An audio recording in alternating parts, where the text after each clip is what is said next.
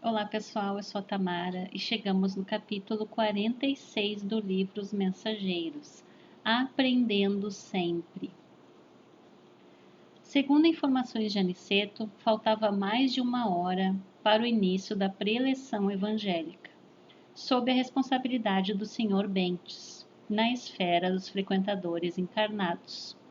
Mas o movimento de serviço espiritual tornara-se intensíssimo. Reuniam-se ali, para olhos humanos, 35 individualidades terrestres, e, no entanto, em nosso círculo, o número de necessitados excedia de 200, porquanto agora a Assembleia estava acrescida de muitas entidades, que formavam o séquito perturbador da maioria dos aprendizes ali congregados. Para elas, organizou-se uma divisão especial, que me pareceu constituída por elementos de maior vigilância, visto chegarem quase obrigatoriamente acompanhando os que buscavam o socorro espiritual, sem a indicação dos orientadores em serviço nas vias públicas. A movimentação era enorme, e o tempo era escasso para qualquer observação, sem movimento ativo. Todos os servidores da casa se mantinham a postos, desenvolvendo a melhor atenção. Então, numa casa, numa assembleia, numa palestra, onde tinham 35 encarnados, ali tinham também mais de 200 desencarnados.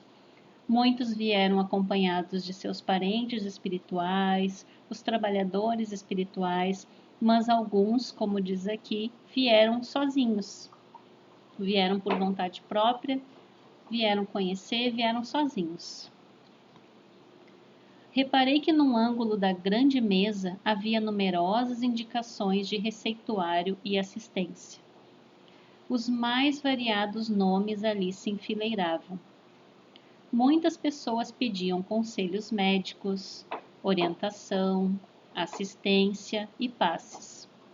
4 facultativos espirituais se moviam diligentes, e secundando-lhes o esforço humanitário, 40 cooperadores diretos iam e vinham, recolhendo informações e enriquecendo pormenores. Aproximamo-nos do grande número de papéis nominados e, enquanto curiosamente buscava examiná-los, Aniceto explicou: temos aqui a indicação das pessoas que se afirmam necessitadas de amparo e socorro imediato. Mas recebem elas tudo quanto pedem? Indagou Vicente. Nosso mentor sorriu e respondeu: recebem o que precisam. Muitos solicitam a cura do corpo, mas somos forçados a estudar até que ponto lhes podemos ser úteis, no particularismo dos seus desejos. Outros reclamam orientações várias, obrigando-nos a equilibrar nossa cooperação, de modo a lhes não tolher a liberdade individual.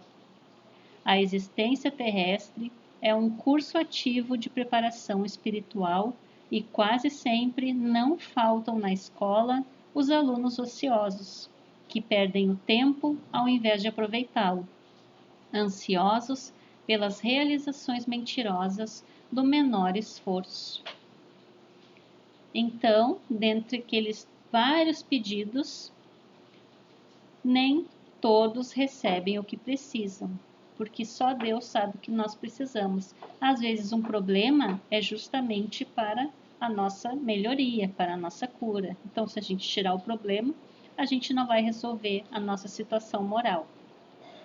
E aqui também está dizendo que nós temos tantos livros, tantas palestras, tanto material vasto para estudo, mas a gente quer uma mensagem particular, individual, endereçada para nós.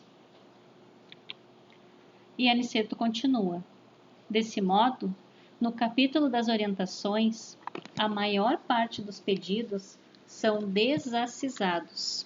A solicitação de terapêutica para a manutenção da saúde física, pelos que de fato se interessem pelo concurso espiritual, é sempre justa.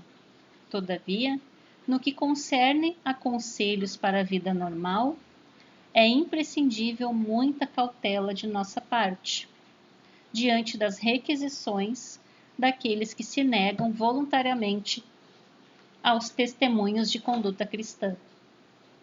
O Evangelho está cheio de sagrados roteiros espirituais, e o discípulo, pelo menos diante da própria consciência, deve considerar-se obrigado a conhecê-los. O instrutor amigo fez pequena pausa, mudou a inflexão de voz, como para acentuar fortemente as palavras, e considerou. Possivelmente, vocês objetarão que toda pergunta exige resposta, e todo pedido merece solução. Como naquele dito, né? Pedi e obtereis.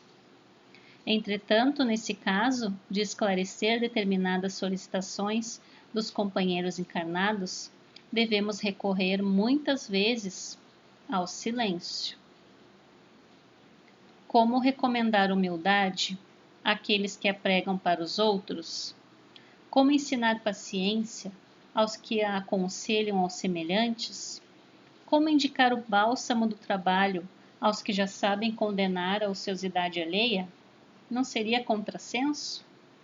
Ler os regulamentos da vida para os cegos e para os ignorantes é obra meritória, mas repeti-los aos que já se encontram plenamente informados não será menosprezo ao valor do tempo? E Aniceto continua. Alma alguma nas diversas confissões religiosas do cristianismo recebe notícias de Jesus sem razão de ser.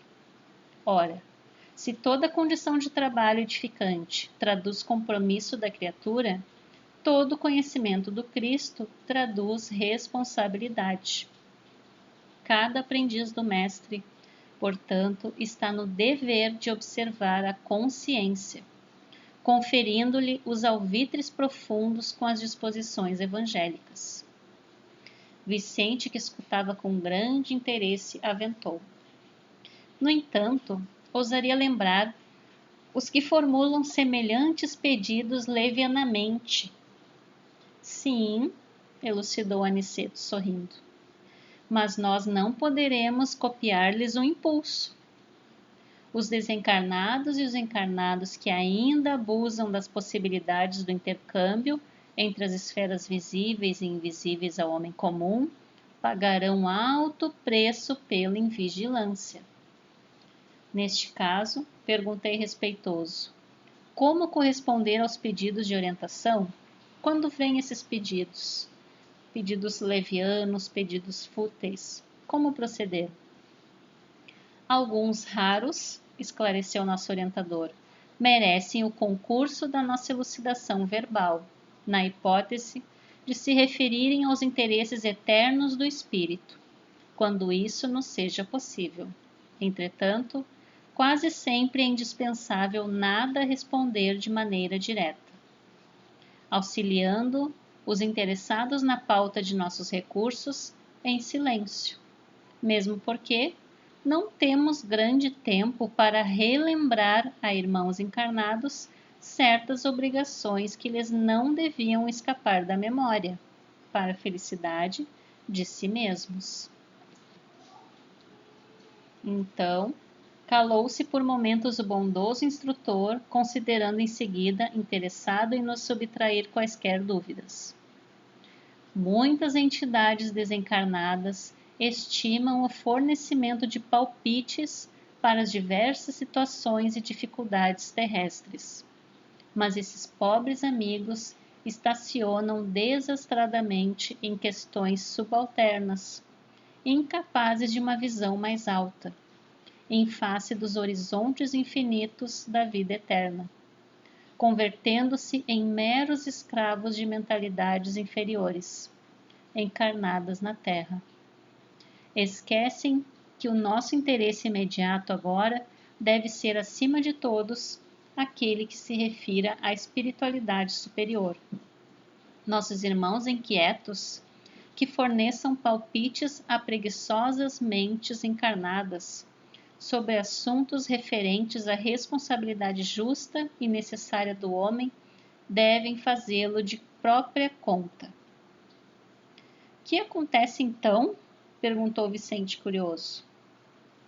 Nosso mentor, contudo, respondeu com outra pergunta. Que acontece ao homem de responsabilidade que se põe a brincar? Nesse instante, um dos clínicos espirituais, aproximando-se, foi gentilmente saudado por Aniceto, que lhes disse depois de apresentar-nos: disponha da nossa colaboração humilde. Aqui estamos na qualidade de médicos itinerantes, prontos ao concurso ativo. Vem de nosso lar? Indagou o novo companheiro respeitosamente. Sim, respondeu Aniceto prestativo. Pois bem, considerou ele, se possível, estimarei receber-lhes o auxílio, após a reunião, para 2 casos urgentes. Trata-se de uma jovem desencarnada hoje e de um agonizante, meu amigo. Sem dúvida, acentuou nosso orientador solícito. Aguardaremos suas indicações. Então aqui termina o capítulo, para nós estudarmos, refletirmos o que a gente anda pedindo nas preces, que soluções nós estamos pedindo, que mensagens nós estamos querendo, sendo que temos vasto conteúdo à nossa disposição, que a gente possa estudar, reler, refletir e tentar ver isso no nosso dia a dia, como que está a nossa situação moral, se a gente está fazendo esforço para nos elevarmos, para melhorarmos a nossa condição. Então, bom estudo a todos, fiquem com Deus e até o próximo capítulo.